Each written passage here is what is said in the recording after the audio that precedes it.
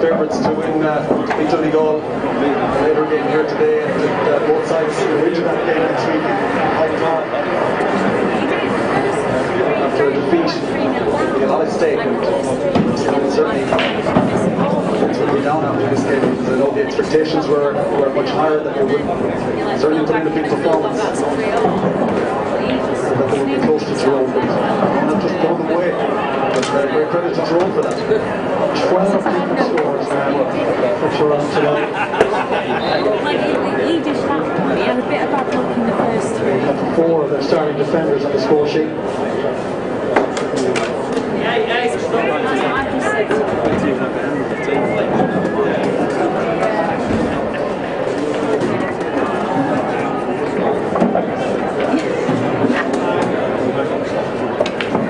Burns has cruised through this game. Terry McCann. Santos McShane. On table 7, Kevin Potts, Roy Oldys. Kevin Potts, Roy Oldys, table 7. Bradley. Onto his left foot, over it goes. Superb score. Absolutely superb score. Again, Mark Bradley comes into the full forward line. He's quick, he's elusive, makes the run, great lead out in front. Still getting the score. So it's next week's game in Healy Park is going to be a cracker. If Tyrone can produce a performance similar to this, or certainly put it up to Dublin all the way. Shot play with the seat. That score goes on from range. Dublin will be fighting for their championship lives up and home in a week's time, but not a border to follow the bridge before we get to that junction. Yeah, it's a huge game for Tyrone. Tyrone will know if they win next week, that's pretty much it. They're in the semi-final. Both probably will play the week after. Absolutely for top position in the group.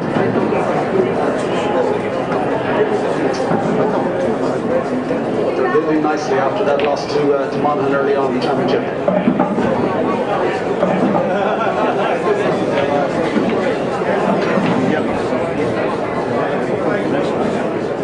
Here's O'Neill.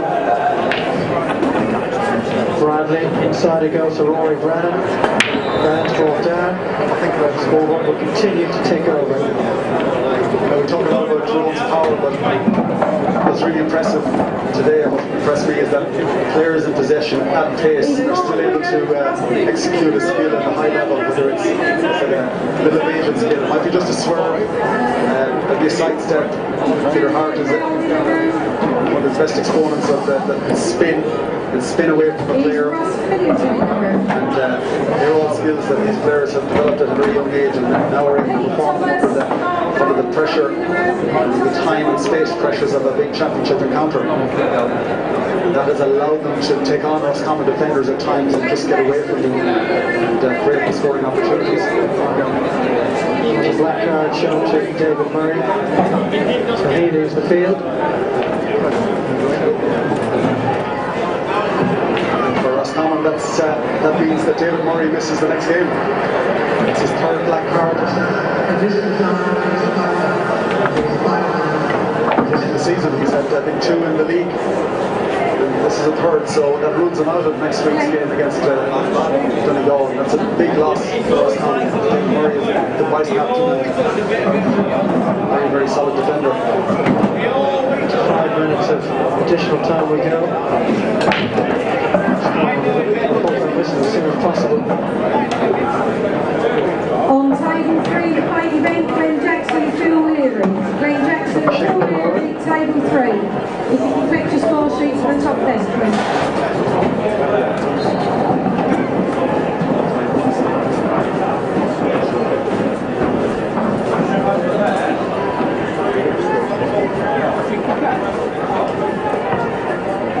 There's Bradley. Bradley's foul. for so-called defensive team poll, which some people still believe Toronto to be, they are putting up an enormous total. That is now, if this goes over, 624 in 2 games. Yeah, 644. 644. Hugely impressive, but you know, again, you have to put it in context. Roscommon played just in fits and starts today. They started well, first 10-15 minutes, dominated Tyrone's kickouts, the first 2 kickouts, but really went off the boil after that. Once Tyrone got their game going, and their running game, their structure right, closed down Roscommon's some of Roscommon's key players, and from there on it's been really impressive. Roscommon got a great goal, great start to the second half, but outside of that, Tyrone have really dominated, controlled the game, and it was very, very impressive. It's Kilroy. And here with Martin.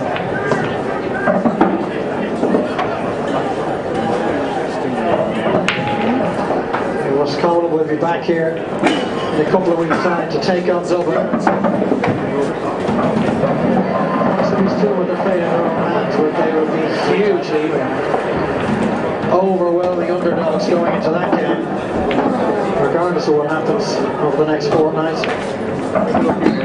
It's interesting what Trump have done as well. As I said, for periods in the first half, they brought everybody behind the ball. A little bit like the way they played last year. And then they changed it up a bit, and they kept 2 players inside the full forward line, which is usually Conor McCalliskey and Richard Donnelly. Once they got dominance around the middle of the field, they retained those players inside, even now at this stage of the game. And for the last 15 minutes, they kept those players very deep. It allows them to play that more expansive game that Marriott has developed since last year. I saw signs of it in the league against Devey in Coma, where I thought they played really well. They got a couple of goals near the end to beat Tyrone that day, but Tyrone evidence that day that they were changing their style. They're going forward an awful lot more, keeping players up in the forward line. They've done that throughout a lot of the qualifier games. I think that's an important tweak to the game plan that Marriott has introduced. The right back to yeah, he's then we had another long 5 minutes ball, could have gone either way, he's come out on top. 4-2 there, he's like, what was the last? Yeah.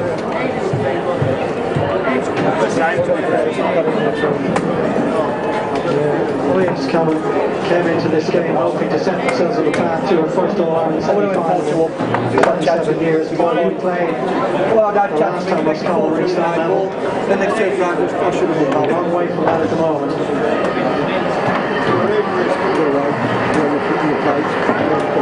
Unfortunately, it will be a big disappointment to a lot of Roscommon fans that, as I said earlier, there's some expectations coming in here. They've just got to lift themselves now, and home venue next week, and hopefully a big crowd. Should be a cracker again against Donegal. So Rory Brennan scored. That means 13 different players have scored for Tyrone today. Could be goal chance here for Roscommon, and they have to go for the point off Conor Daly's foot.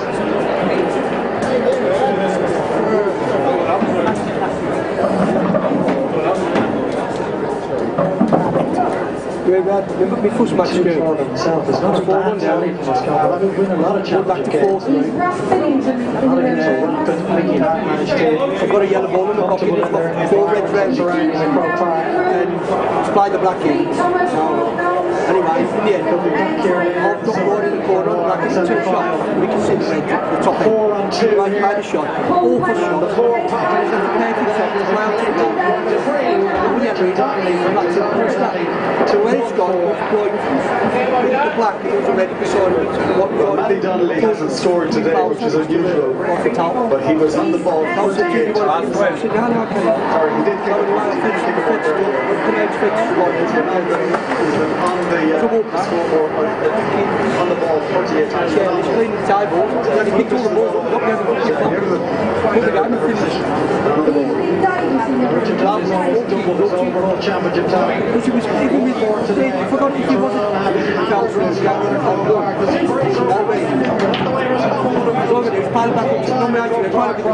Two 12, first touch, massive. And 4.24.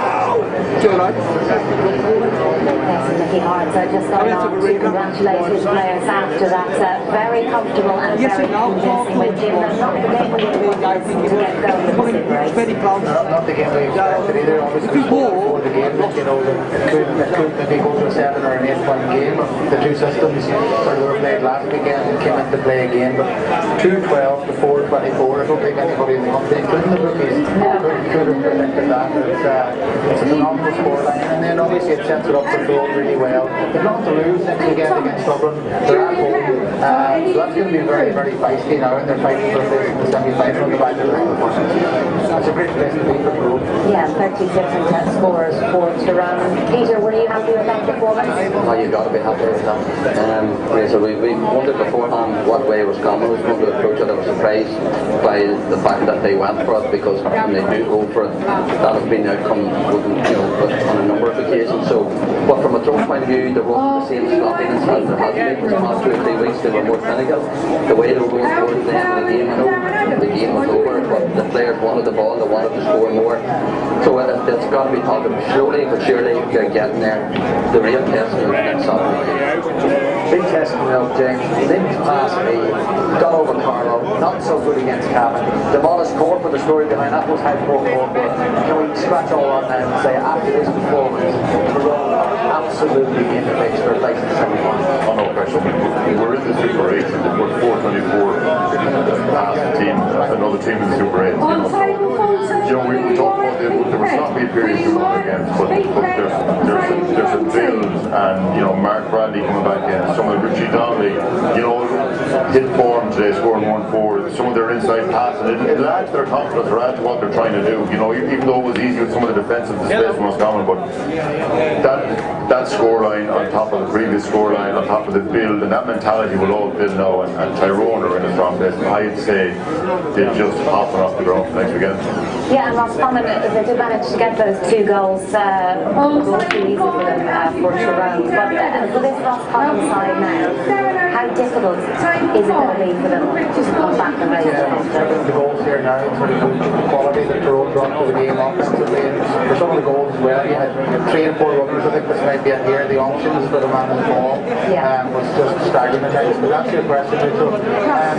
There's no time to think of anything. Management have got to get them in now and say, listen, we've fought hard to get into this position, to be in the Super 8. We're in it now.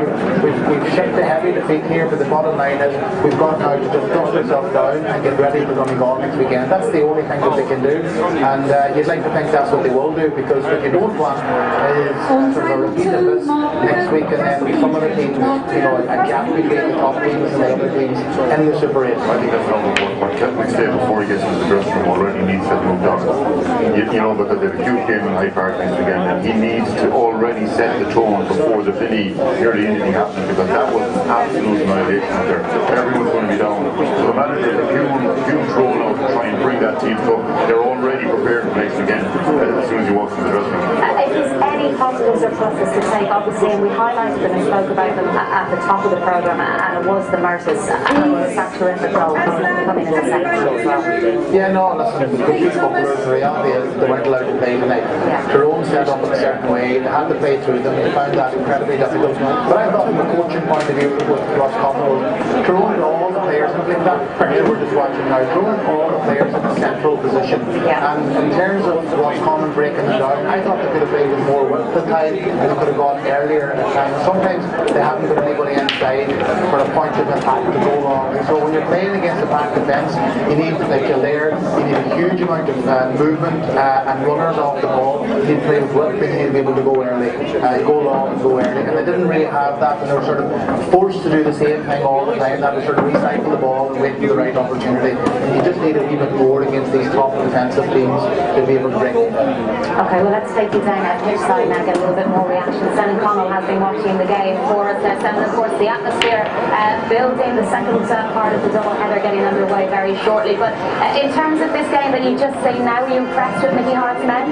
Yeah, an open, expansive sort of game for Mickey Hart, and maybe the stress of immediate knockouts meant that they could just play with a little bit more flair today. You know, the qualifiers and a loss there would have meant the end of their championship, where that weight was off the shoulders. 3 games to shoulder stuff, and certainly got off to a win away today.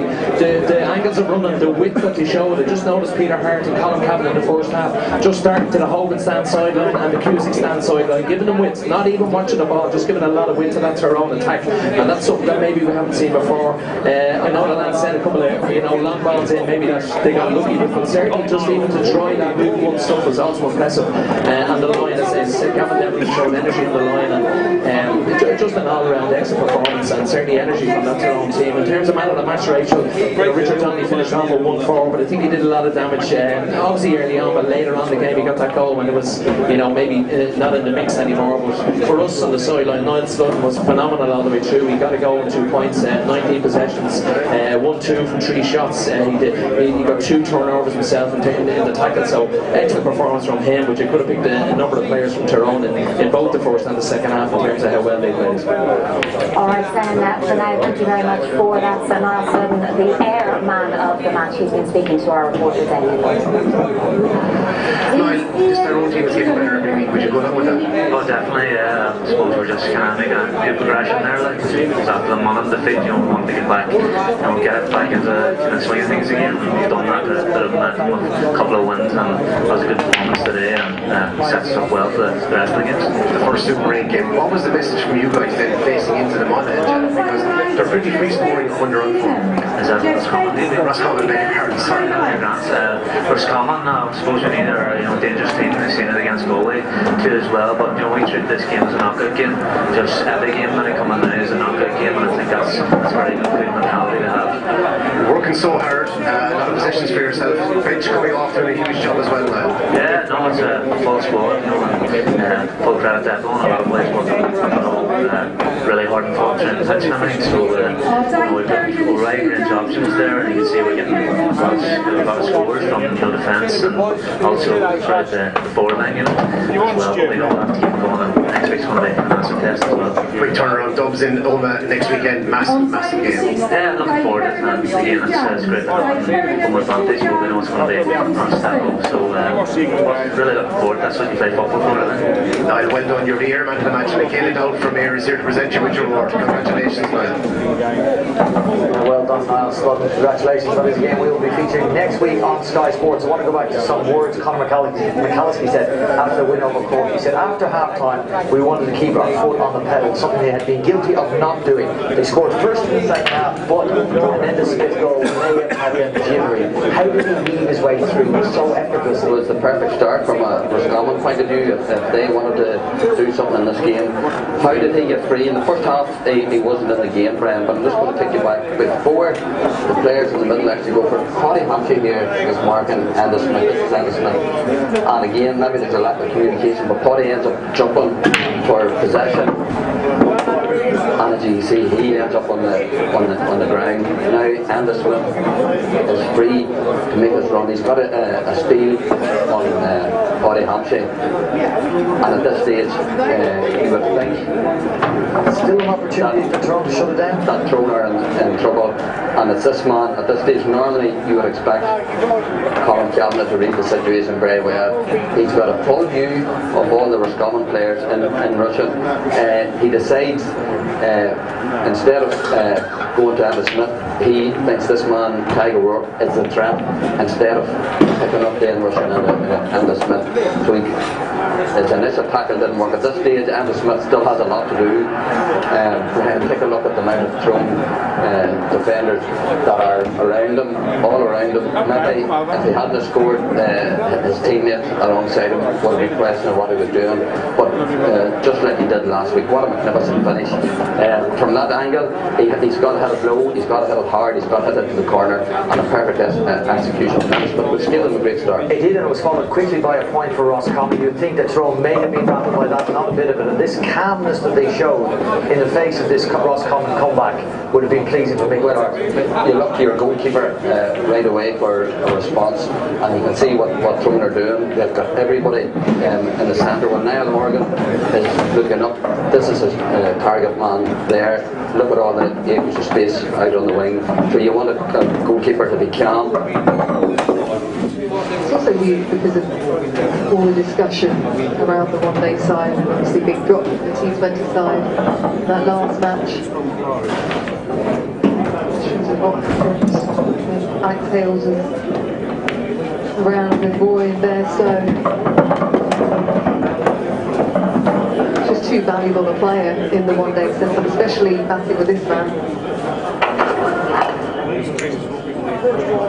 1 over to go, 2-7 for 9. Plunkett's done for the day, ends with a maiden 10 overs, 4 for 46.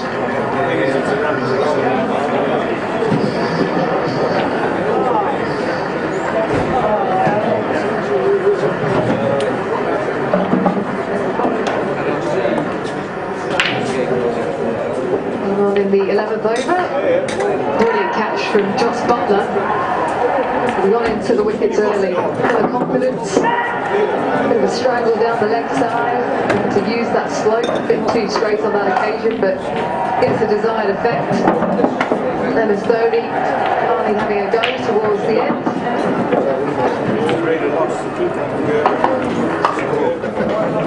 Away, driven away nicely. I'll work out why Charles has only got 1 run in 24. I guess he doesn't bat much down the order when you're batting for India.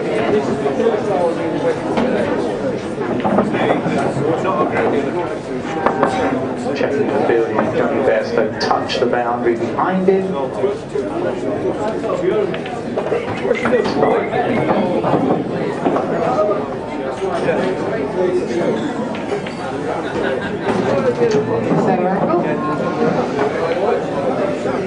He's John Glenn. Nowhere near the right.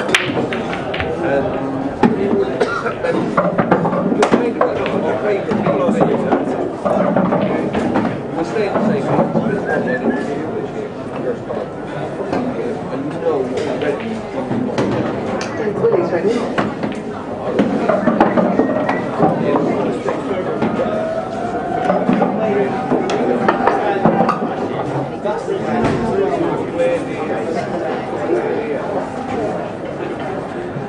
It'll be interesting to see what surface the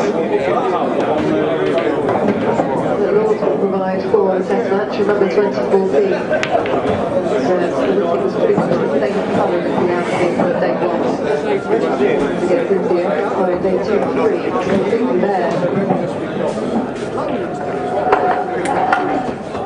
You want that?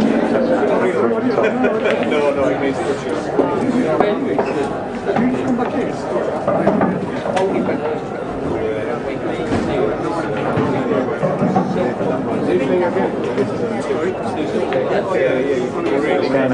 That's usually a good surface. They're good for batting. You've recently been up there with the wind. What was the surface like?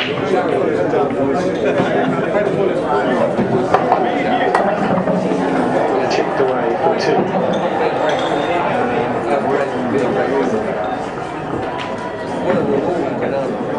Yeah, it was a pretty good surface. Always an extra bit of bounce at the head of it. Dry up there. Women got 290 in that game.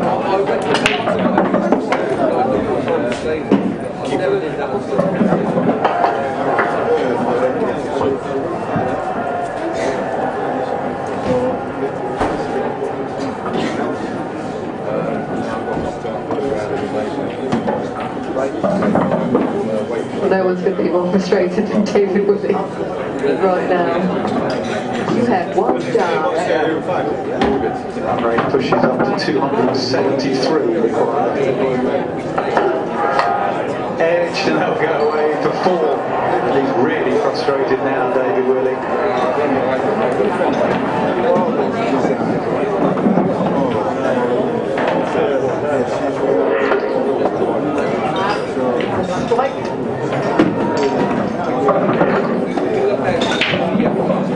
Flash hard at that one, Devendra Chahal. So, final ball on the innings.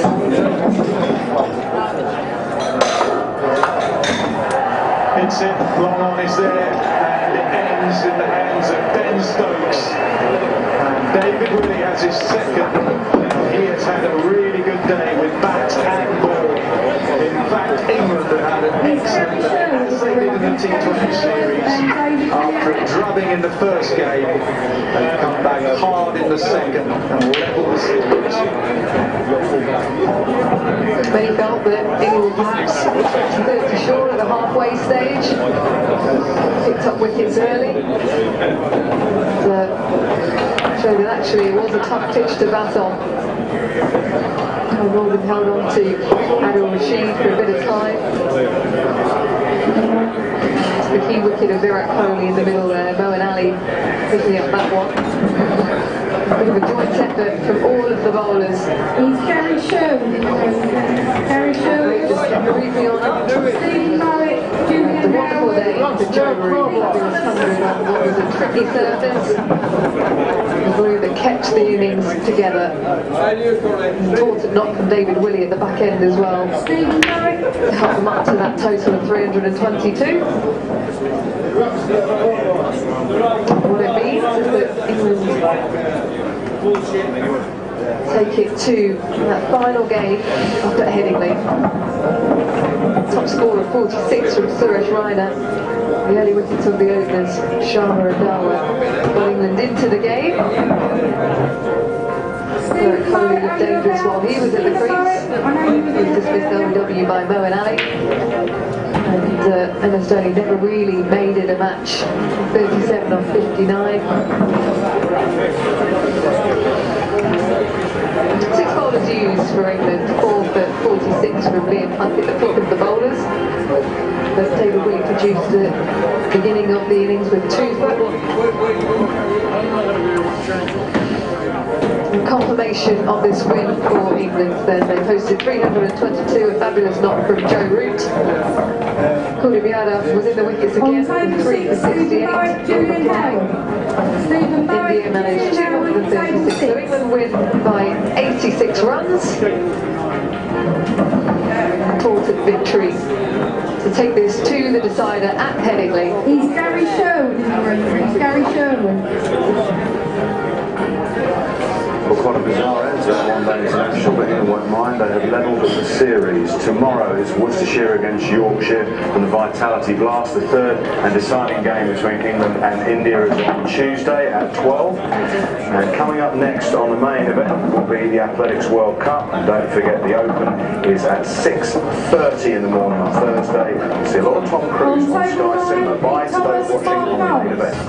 Pete Thomas, Mark Howells, table 9. Quick to score sheet from the top desk, please.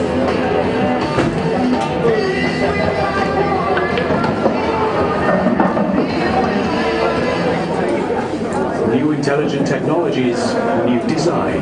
Nissan Qashqai. Expect more. The Nissan Qashqai Centre with Tech Pack, now available from £189 per month at 0% APR representative. Search Nissan Qashqai or visit your local dealer to find out more.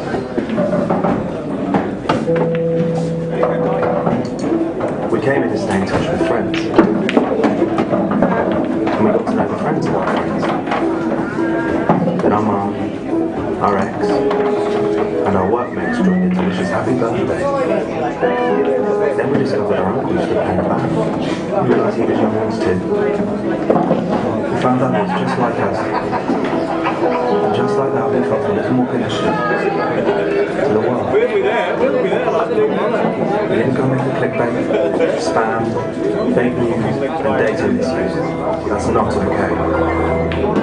Which is why Facebook is changing. From now on, we'll do more to put you in control to help protect your privacy, to help you enjoy more than you paid for in the first place. Friends, because when this place does what it was built for, then we all get a little closer. Forget 1990. Forget 96. It's 2018 and it's time to see Betfred's latest World Cup offers. Check this out. Sign up today and get £30 in free bets when you stake a tenner. Betfred, online, in store, or on your mobile today. Keep it fast and gather the Ellie Taylor and local adventurer Alistair Norris are exploring the 50 miles surrounding Stoke Press's cider mill. Cider? Oh, where all their apples come from. Probably found a tree root he's going to whittle into a gazebo. it's a park! Still within 50 miles. Let's explore. Stoke Press cider. The wonderfulness of local. I lost my wife, my daughter, my job. But my life is such a lovely thing.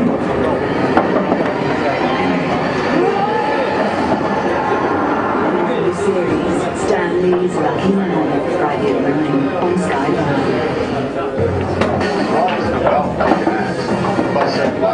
Which sometimes requires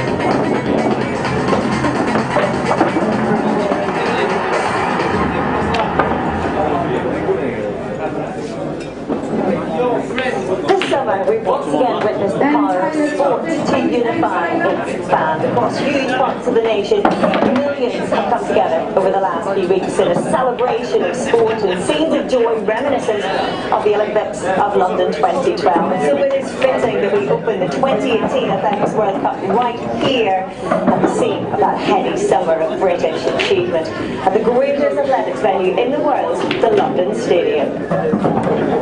Across 2 days, over 55,000 fans are expected to pull through these gates to watch the action and see records broken and memories made. The band will play and bright young stars from 8 leading nations strive to shine on this magnificent stage.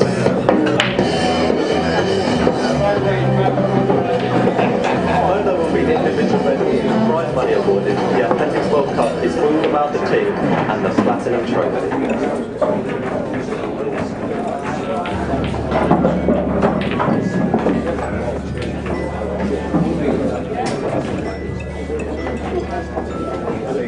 This will be bloody hell. So, what is our target exactly? To take home that trophy. Ladies, this weekend we will lead our country in the first Athletics World Cup. There's $2 million in prize money, 102 medals, the most valuable trophies ever created for sport. The hopes of the nation on our shoulders. How big is the job? It will take 8 teams, 8 countries, 2 days. We've prepared for this.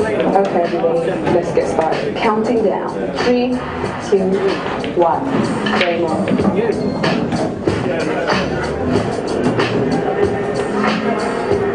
What a beautiful evening here at the Queen Elizabeth Olympic Park, the iconic venues of the London Games gleaming in the evening summer sun. Welcome to the Athletics World Cup live from the London Stadium. It is day 1.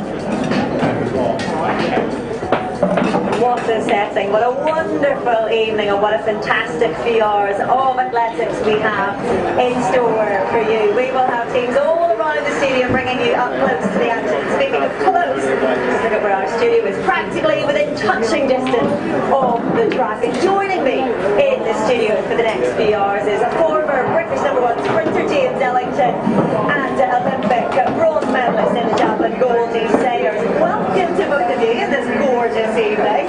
Goldie, you competed here at the London Olympics. What can the athletes expect from this venue over the next 2 days? And the crowds as well, are already making their voices heard. I mean, it is one of the most iconic athletics venues in the world. And I know global athletes love coming to London to compete here, because I think the one thing that this stadium gives you is energy, and there's such a great atmosphere in here. It's very difficult to describe the energy in this place. It's very, very special. And it's the same every time I come here. Tonight is absolutely no different. It is wonderful. James, we've got a brand new event, brand new format. What are you most looking forward to for the next 2 days?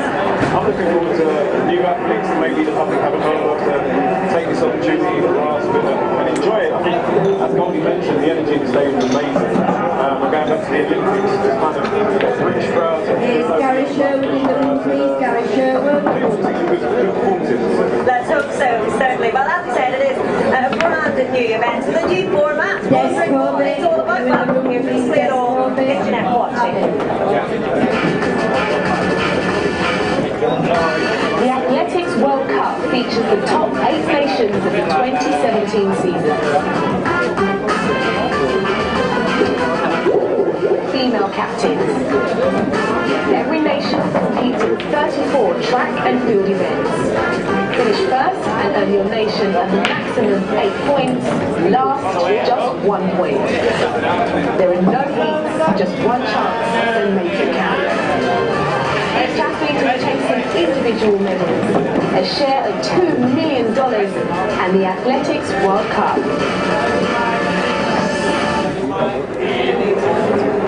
So that is the Athletics World Cup. Here is how it looks. 8 nations competing in all the top 8 nations from last year's World Championships. Over the next 2 evenings there are medals on offer, but more importantly points created from 1st down to 8th place.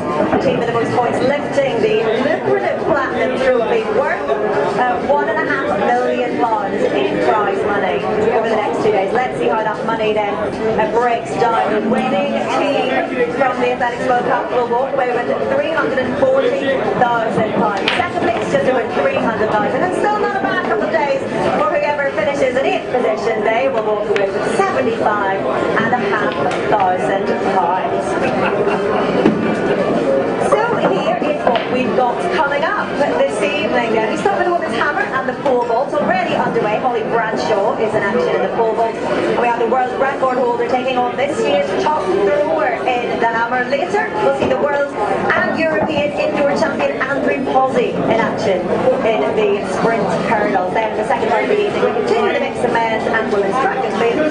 Don't forget, straight finals on the track. We'll see the current Olympic champion in the women's 100 metres. With the evening rounding up with the women's 4x4 and then the men's 4x100 metres straight final. Well, as I mentioned earlier, we have teams all around the stadium for you this evening. They are in position right now. There they are, Jeanette, Johnny and Emma. Will cross you. Jeanette, first of all, where are you? What are you going to be doing? Well, I am right in the thick of it. At the end of the 100 metres, and boy oh boy have I got a job tonight. I have to get the interviews, the emotion of every single winner, hopefully, that crosses that line, just to see how they're feeling and how they think they've done for their country. But where's Johnny? Yes, I am just tucked away by the podium here. And I'm hoping to grab a few athletes off the keyboard. Just here, we have the Sky Sports touchscreen. Now, this has never been done in athletics before. We're going to be able to show athletes their race minutes, hours after they've just competed, and you know, we're going to see whether I think went right or whether it went wrong. But we're going to do something even more different. It's an MR. Well, if you guys thought you were close to the action, I've got a pretty good view myself down here at the warm-up track. It's literally what selfie sticks are made for. I'll be going behind the scenes on social media, so follow us and tweet us. Get involved yourself at Sky Sports and at Athletics on Sky. Well, that's our teams around the stadium there. Now let's have a reminder of the teams taking part over the next 2 days. Top 8 nations, as we said, from the World Championships last year. We listed them in alphabetical order, which is a little bit misleading because Great Britain and Northern Ireland are actually ranked 3rd in that table, behind Poland and the US. So we have world champions, Olympic champions, world record holders competing here this weekend. The competition for the inaugural Athletics World Cup. One of the athletes that we'll be looking out for, certainly from the British point of view, is already in action. There she is, former world champion record holder in the hammer, Sophie Hitchin.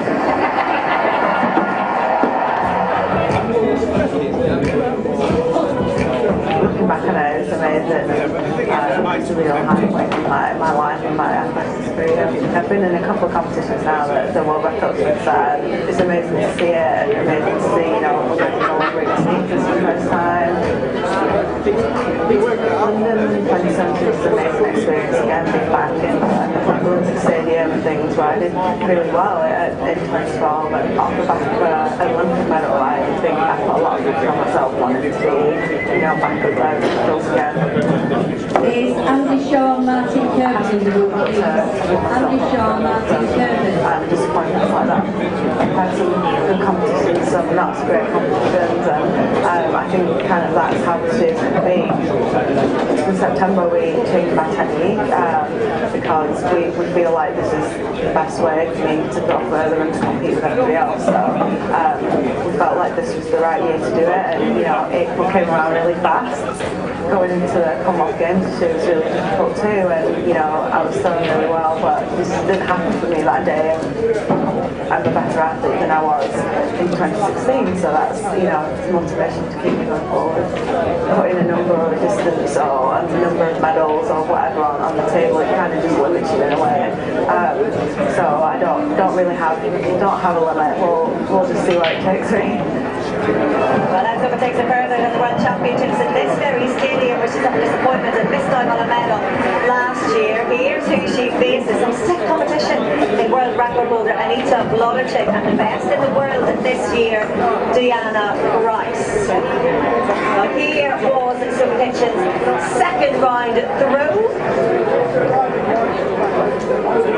71.96 in her first round.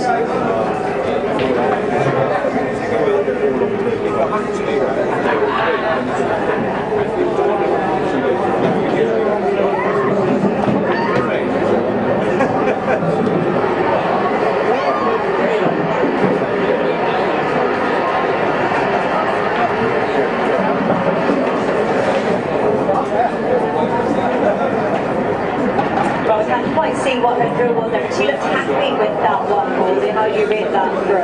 Yeah, I think it was about 73.46, which is a seamless best, which is fantastic for her. It's very important to get a good start in the throws because it just settles the nerves, keeps you relaxed, and I think she'll go on to bigger throws. She's certainly capable of it, and I'd love to see her do well. Yeah, and confirmation there, 73.48, and yes, as you say, a season's best. She suffered disappointment, as we said, in the World Championships last year. You know what it's like to suffer disappointment in this very venue. Does she have any ghosts to chase here this evening, or is it a brand new competition every single time? I don't think so. I think Sophie's very, very hard on herself. I'd love to just see her go out and do fun and have fun and do something special. I think she has changed her technique this winter, and there's so much time involved in throwing. It might not look like it, but there's so much going on. And I think it will take a little bit of time for her to click, but it really is a season. And only 4 throws in this format. Usually the field athletes would have 6 attempts. How does that change things? It does make the start even more critical, and Sophie will definitely settle the nerves with those first 2 opening attempts, and now she can really take her foot on the gas and really get going. But she's got some very, very stiff competition, so I wouldn't actually expect her to win this competition, but if she does, then that's fabulous for the rest of the season. It was certainly a strong start for her anyway. It's great to see. Thank you very much indeed. Well, it is a busy event here at the London Stadium this evening. Crowds coming in throughout the afternoon, and coming up after the break we'll be getting our commentary team to give us their ones to watch. And we'll have live action all footage as well.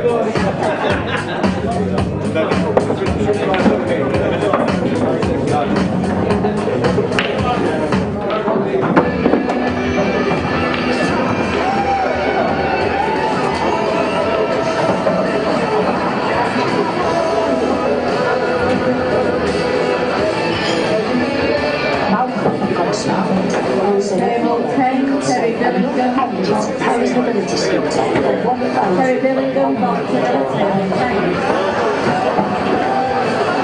Save your energy. Get a smile. I'm to the secret hospital for criminals. This place is built on trust and rules. If you knew what she could do to you with just that cup of coffee. You're lucky this place is rose.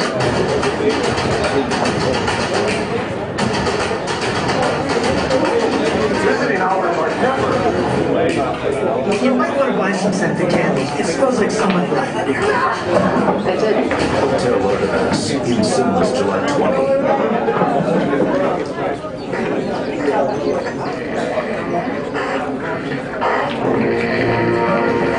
Cool it, legged jump. Cool it, legged jump. Are you ready? Ready and stand by. Better you see understood. Are you ready, Thor Ragnarok? Yes, mighty Thor. Jumanji, are you guys ready?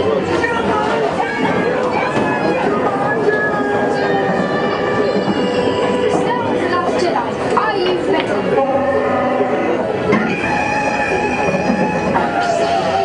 And the Justice League are always ready.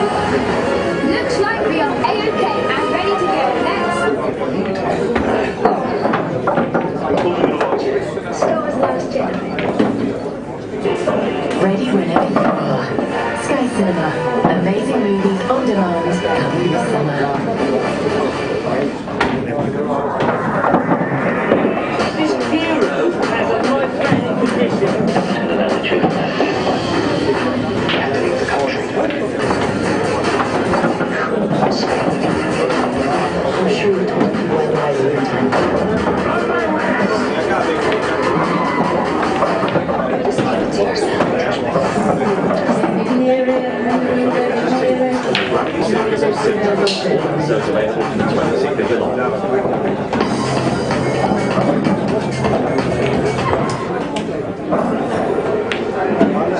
Welcome back to the Athletics World Cup, where Britain's Holly Bradshaw has just kicked off her pole vault competition. A season's best of 4.72. This is her first attempt of 4 meters 50. And she cleared it. A solid start for Holly Bradshaw.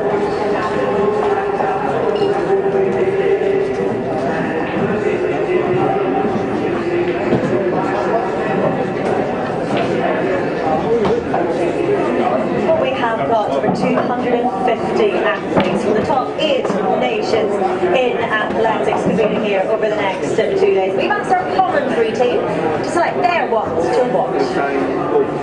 So my ones to watch here, well, they had to be field eventers in the women's long jump. Lorraine Uji, over 7 metres this year, British #1. Probably the favourite I feel going into the women's long jump. Andrew Posey in the men's 110 metre hurdles is definitely one to watch here today. He's the world indoor champion, but he's not firing on all cylinders outdoors this year. In fact, there's 3 guys in the field today that are faster than him, but he is the world indoor champion and he'll have a home crowd. Another field eventer to watch is Frederick Davis of Jamaica, discus throw, the world #1. Yes, Jamaica has field eventers as well as sprinters. In the field, the women's hammer should be an absolute cracker. Great Britain, Northern Ireland have our Olympic medalist Sophie Hitcham, but the world record holder Anita Wlodarczyk is here from Poland, but she's not leading the world rankings because Deanna Price of the USA is in absolutely sparkling form. Should be an absolutely wonderful competition. So they are the athletes chosen by Tony Minicello and Catherine Mary. But what about you two, Goldie and James? Goldie, who have you got your eye on for the next 2 days? I'm really excited to also see Frederick Davis in the discus. He was competing in the World Junior Championships when the Olympics were held here, and he's now world lead in close to 70 metres. But also I've got to give a shout out to the javelin. We've got the German captain in that, Katarina Morrison, who's a former world champion, and there's several other athletes who are really worth watching.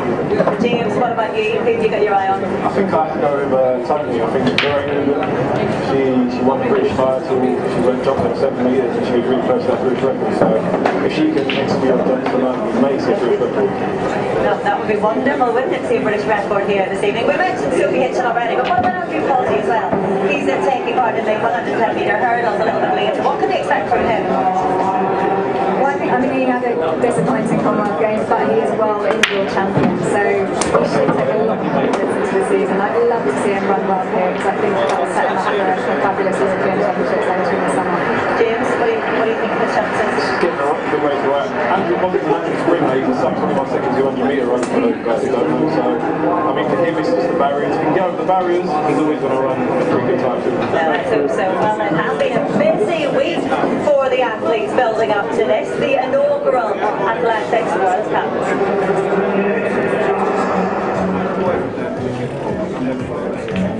It's been an exciting week's build-up, beginning with the unveiling of the most expensive sports trophy in the world. Our 3 members of Team GB already and raring to go at the World Cup. To have the World Cup starting in Great Britain is really, really special. That will be different, but I'm excited to see how it goes. We then took a trip to the Museum of London for the announcement of the 8 female team captains and the platinum medals.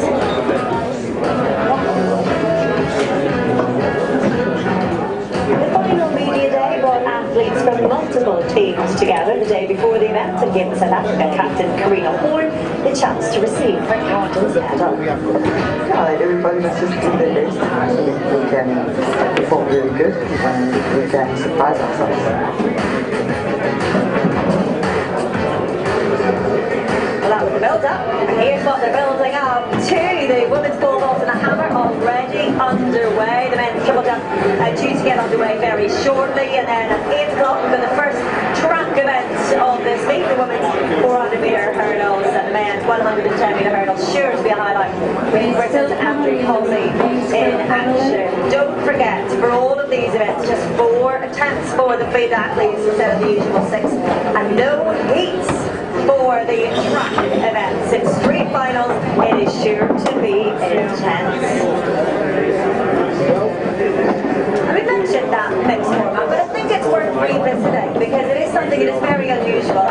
The fans, I think, will quite enjoy that intensity, certainly of not having heats for the track events. What do you think the athletes will make of that, James? I think they'll enjoy it. And I think you want to get out there and compete. And it's almost like a show. One after the other, no heats. You don't have the pressure of having to go through the rounds and recompose yourself and go back slow and refuel. So the athletes feel go on the swings, anything of it all. Been calling you.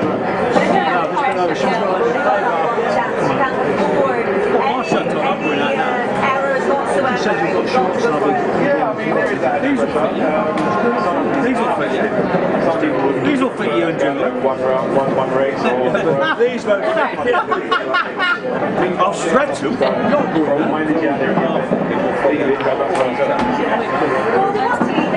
I'll tell you what, there's a fucking bomb on it. It's good to get new fans into the sport as well, isn't it? I think it's so great because it's usually an individual sport. Together as a team once, maybe twice a year. And it's so special for those athletes who wouldn't necessarily make the qualifying distances for the World and Olympic Games to have an opportunity to another opportunity to compete in Great Britain and earn some points for the team. I think if you've been a team sport player in your youth, you love the team aspect. I certainly used to when we were team champions and competitions like that. So it's just great to have that added bonus on the team competition. Just been for Italiano.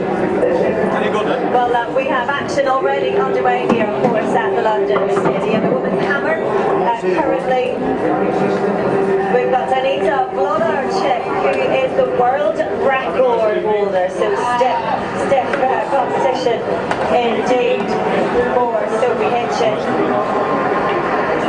And she has thrown a new season's best of 78.74. Her season best until now, 76.43. She was always going to be a formidable opponent. She is the world champion and 4-time world record breaker, 3-time world champion, 3-time European champion, twice Olympic champion. I mean, if we're talking about calibre of athletes, Anita is right up there, isn't she?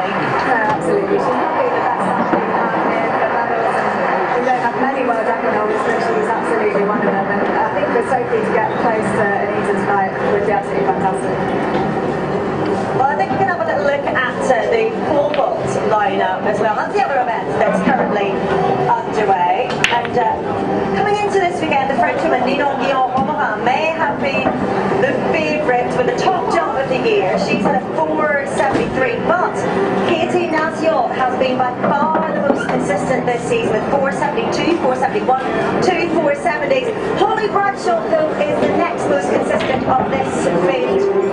And we can have a little look at the German pole vaulter just now. This is her third attempt. Jacqueline Otchera is going for 4.52 missed attempts there. And that like we've already seen. So Holly Bradshaw clear.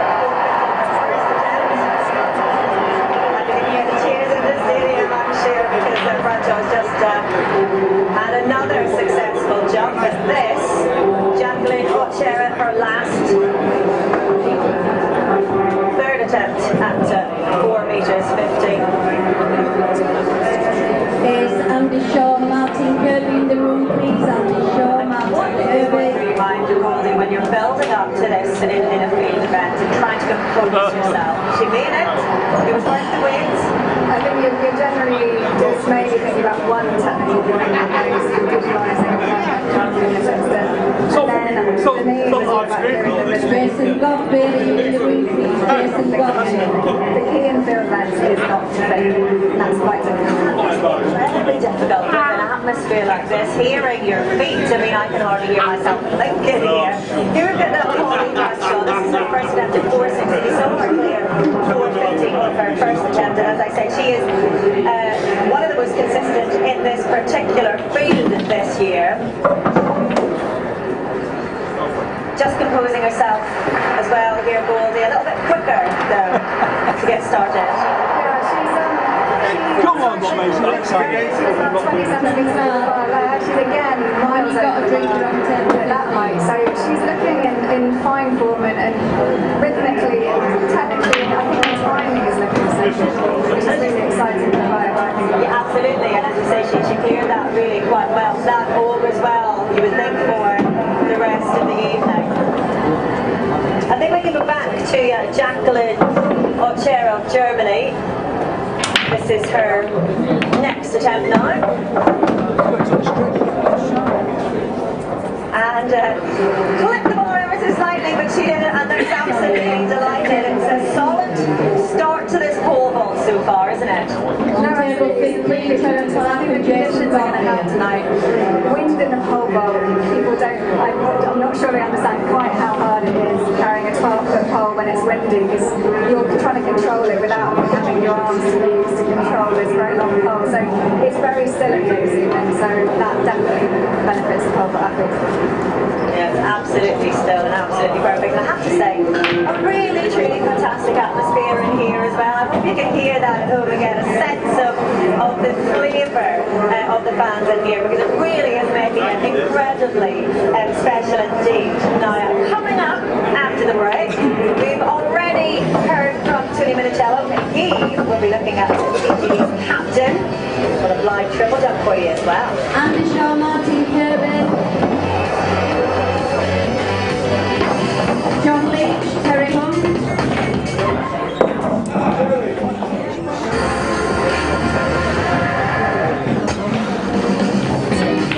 Duncan Houston, Jason Ford in the room, Duncan Houston, Jason Ford.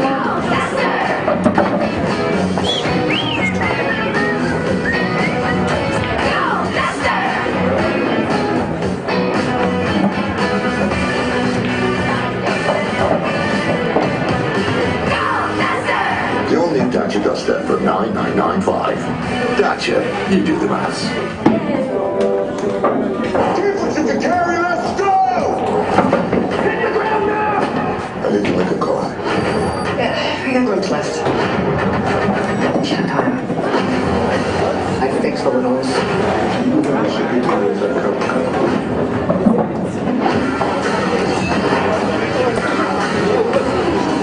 I'm a healthcare professional. Hotel Artemis in cinemas July 20. Now driving Andrew Coltart. Tough two-shot here. It's the ultimate in mind over matter. Could it be better? But Sharman, what do you think? Skybet are paying 10 places at this year's Open before they tee off for new and existing customers. I think you win that one. Wow, looking good, Andrew. 5 tee shot, smashing offer. Skybet, that's betting better. When the fun stops, stop. So here's your plan. First, I'm going to drop into the CIA headquarters, then quickly race around the track. We're escaping with a motorcycle, tackling a closer to the ground. Suddenly, I'm flying F-14 dogfight, and I have to jump off a really tall building. Finally, we save the day as my plane is hurtling towards the ground in zero gravity, for real. Sounds impossible. Right. An entire channel dedicated to the man that can. Sky Cinema Tom Cruise. Available now. Our new seagull. Come on, man. Variable weather conditions. Narrow fairways to navigate. Thick rough. Expect bad lies. Sand traps. Must avoid full holes. Vast undulating greens. On table 3, John Leach and Terry Hunt. John Leach, Terry Hunt, 3. Did you have just asking me? Large Sky Sports League. I didn't use the rest. I'll pull them off. I'm not going to show that picture to anyone. Is Darren Conley and Nick Burton. Darren Conley and Nick Burton.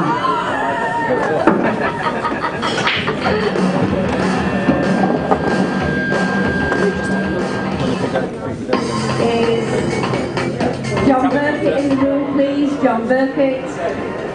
Well, it is a busy weekend of sport here on Sky Sports. Tomorrow we have day 2 of the Athletics World Cup. That's from 7 o'clock on Sky Sports Action and Sky Sports Mix. And we're also on the main event from 8 o'clock.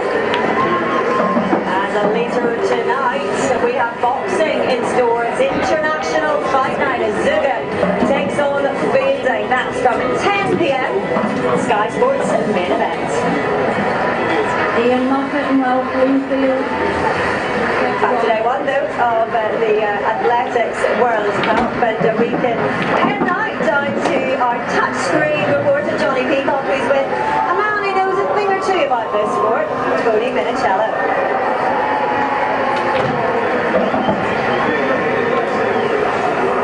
Yes, I am with one of the masters of all things coaching, Tony Minicello. How are you?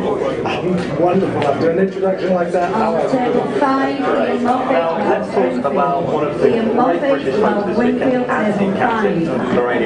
How do you think that's going? I think she's favourite going into this competition, having jumped over 7 metres. She's a banker for our team, really, to get maximum points. Okay, well, I think we'll just see a really good jump from her. But let's have a look at a little bit earlier on in the season. Australia, the Gold Coast. Talk us through this jump. Good pause it. As she's slowing down here, the thing to watch with Lorraine is that she can sink on the last penultimate step there, that sink, and then that causes her to put her leg out in front of her. Now, that acts as a brake, and that's not what you want in long jump. Speed's the critical thing.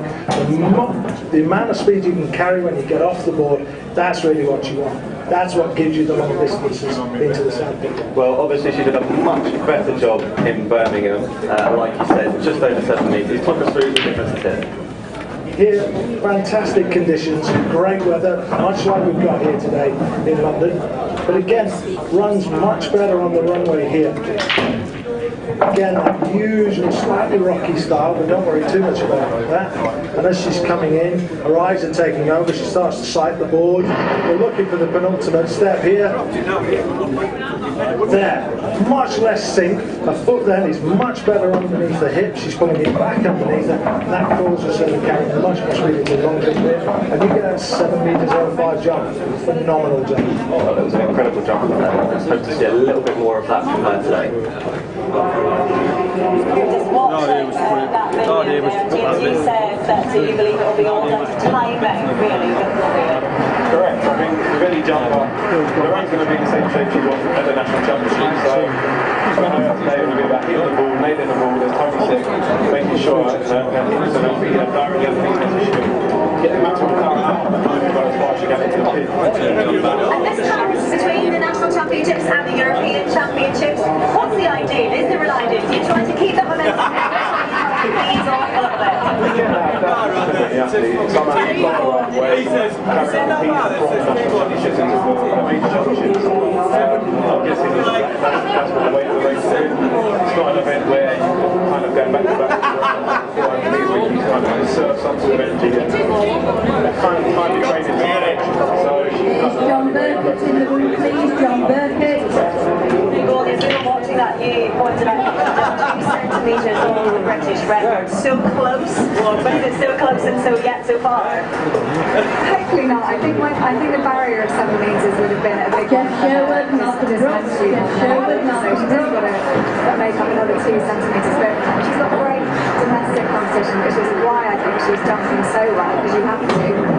But I really hope she can sort of ride on the crest of this wave and keep going. Because she's been, I think, fifth at the last 2 World Championships. So she's really been more John Corbett, really getting the recognition that she so rightly deserves.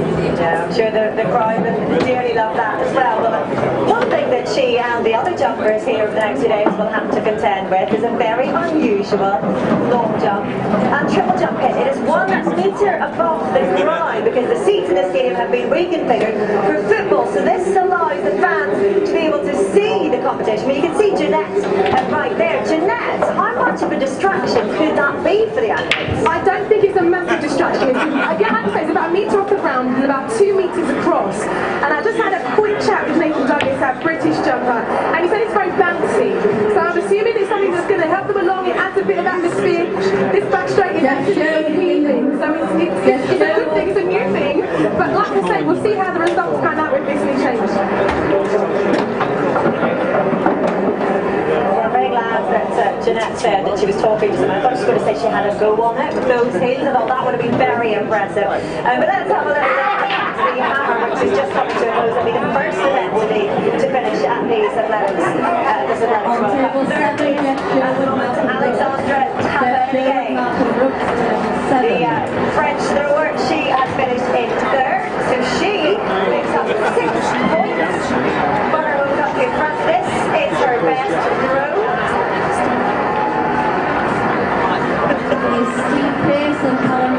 Successful start then for France. Tavernier, of course, picking up a bronze medal, but as I say, crucially, the 6 points that go towards the team competition, because that is what the Athletics World Cup is all about. Is Darren Conley in the room? Look at this. Britain Sophie Hitchin has finished in 2nd. A fantastic evening for her. That was her last throw. That was a no throw, unfortunately, but she did still finish 2nd and picked up 7 points for Great Britain and Northern Ireland. A fantastic way to start the home nation in front of the home crowd. She will be delighted with that. And no surprise, it was always going to be Anita Wlodarczyk, the world champion, Olympic champion, world record holder, 78-74, a new season's best for the world beater, and putting Poland at the top of the leaderboard in this very early stage. They finished 2nd at the World Championships in this very stadium here last year, and at the moment it is advantage Poland. 8 points on the board for them. And a wonderful start for Poland. John Burkett. So let's just see exactly how that looks then on the leaderboard. We saw the top 3 already. Poland 8, Great Britain and Northern Ireland with 7 points, in 2nd and France, then in 3rd China, on next in Germany. USA finished top of the World Championships last year, currently in 6th with 3 points, and Jamaica currently bringing up the rear. Not a massive surprise given that it is the hammer group that has finished for now. Well, among Among the athletes to watch here over the next 2 days are 3 Sky Sports scholars, and one of those will be after the break. It's going out for almost a year. It's quite versatile, not for a lot. So it's about using it effectively and saying, right, this is what I feel like could help my career. I want to focus more on that side of the program, less so on this stuff. You know, there's a lot of great people that work on the Scholars program that work around the athletes and trying to optimise performance in that.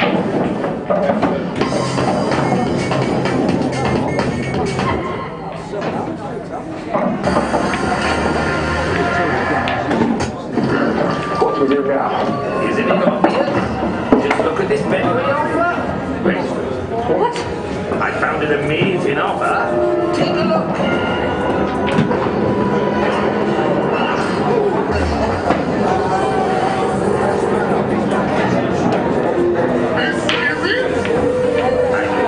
We can get a £5 free bet. For the love of the game, Devey, get a £5 free bet when he gets £5 on the bet away market. A hotel can make or break a trip, and at Expedia, we don't think you should be rushed into booking one. That's why we created Expedia's add-on advantage. Now, after booking your flight, you unlock discounts on selected hotels for your trip that are available right until the day you leave. Add-on advantage. Discounted hotels when you add on to your trip, only when you book on Expedia.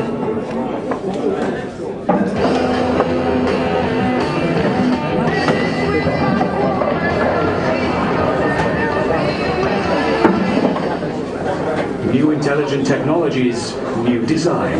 Nissan Qashqai. Expect more. The Nissan Qashqai Centre with Tech Pack, now available from £189 per month at 0% APR representative. Search Nissan Qashqai or visit your local dealer to find out more.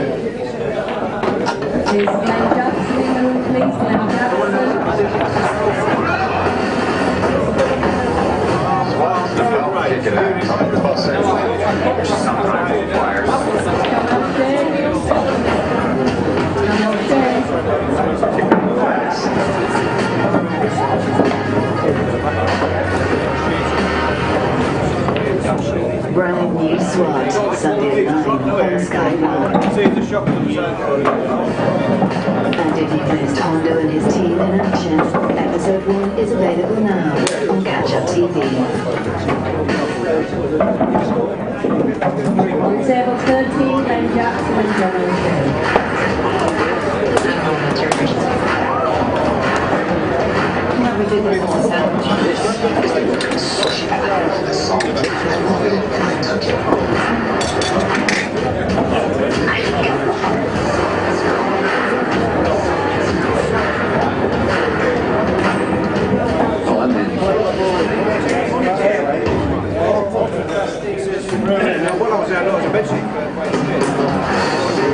I'm not going to show up this weekend anyway. As long as you're serious, if you don't, I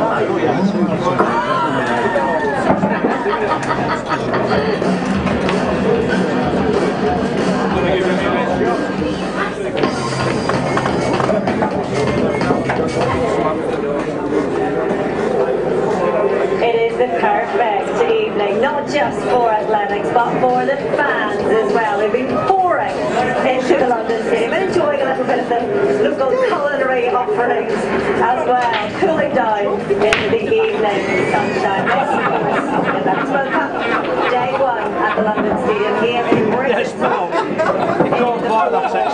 Bradshaw. See that? Going for 4 metres 68. She played 450 and 460 on her first attempts. The season's best of 472. This attempt at 468.